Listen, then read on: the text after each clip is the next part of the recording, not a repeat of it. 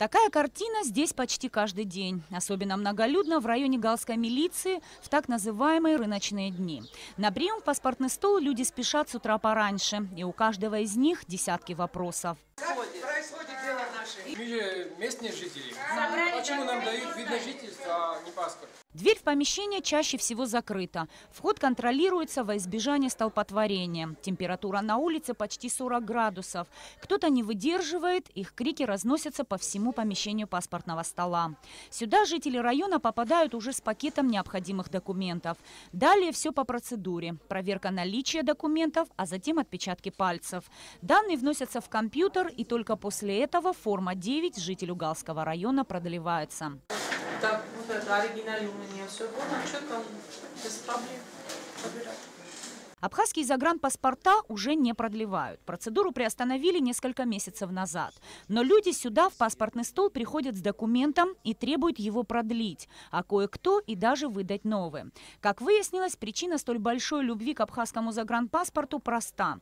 Воспользовавшись выездом на территорию России, многие подали документы на получение российского вида на жительство.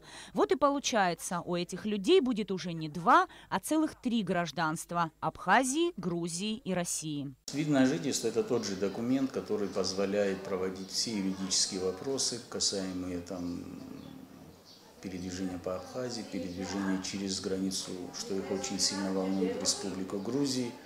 То есть образцы непосредственно видов на жительство уже переданы пограничному управлению, которое находится на границе.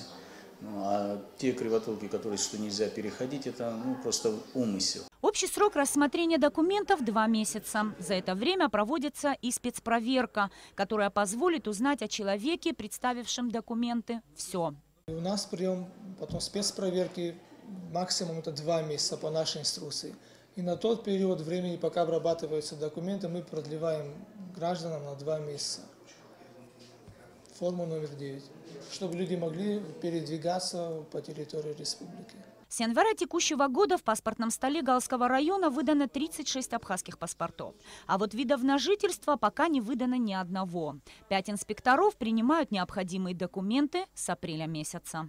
Мы будем оказывать физическую помощь в том плане, что будет каждый день по необходимости отправляться в командировку из управления паспортного, из Сухума. Энное количество людей. То есть, скажем прямо так, в дни, когда здесь такой большой ажиотажный наплыв, это рыночные дни. Это среда и пятница, если не ошибаюсь. То есть тогда будут присутствовать здесь, помогать оказывать по 3 сотрудника МВД. Документы, заполненные на грузинском языке, в паспортный стол необходимо представить с нотариально заверенным переводом. Его делают здесь же, в Гале. Перечень документов не особо большой, но в случае, если житель представит грузинский паспорт, то срок проверки будет уменьшен, и ему представится возможность получить только вид на жительство. Если же результаты спецпроверки будут положительными и местонахождение человека будет подтверждено вплоть до 1 дня, есть большая вероятность получения абхазского паспорта нового образца. В первую очередь справка с места жительства. Это по месту жительства каждый гражданин должен обратиться к главе администрации своего села. 2 адресных листка прибытия, где будет указан адрес. Это тоже на месте глава района выдает. Свидетельство о рождении. Это самый необходимый, самый нужный в первую очередь документ. При наличии грузинского паспорта, соответственно, человек должен предоставить, нотариально его перевести на русский язык. 4 личные фотографии формата 4:6. Квитанция об оплате в банк 940 рублей. Человек должен подтвердить свое гражданство. Если он является гражданином республики, то, естественно, будет документирован паспортом Республики Абхазия. Если этот факт не подтверждается, то, естественно, мы его не сможем документировать, только документируем его на вид на жительство. Получение вида на жительство люди почему-то страшатся больше всего. Кто-то их убеждает, что документ ограничит их в правах и лишит возможности передвигаться. Стали спрашивать и выяснили. Через границу с Грузией по нему проходить можно. Принимать и вступать в наследство тоже. Получать справки также позволено.